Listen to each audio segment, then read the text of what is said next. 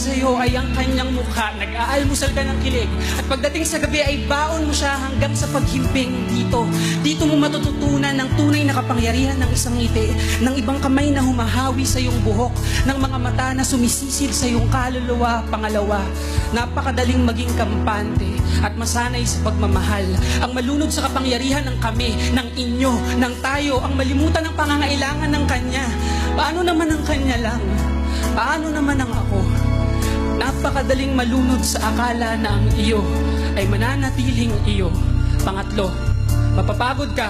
Pero pang-apat, ang tunay na pag-ibig hindi naman dapat sinusukuan, di ba? Pero pang-lima, ang tunay na pag-ibig ay hindi parating sapat. Kapag ang mga bakbak na binigay nito sa iyo ay bumigat at naging kadena ni ayaw kang patayuin. Kapag ang langit na minsang nilipad mo ay naging kulungan na nasa iyo naman ang susi at kandado, pero ayaw mo pa rin lisanin. Pang-anim, ang pinakamabagsik ng apoy ay mamamatay.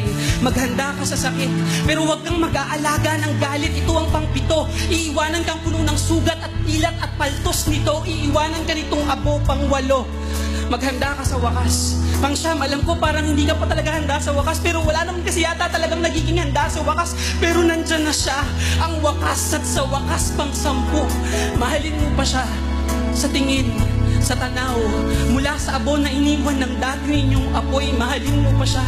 Pero kapag ang pakpak ng dati ninyong pag-ibig ay naging gapos na, kapag ang langit sa puso mo na minsan mong nilipat ay binilanggo ka, mahalin mo siya sa huling pagkakataon.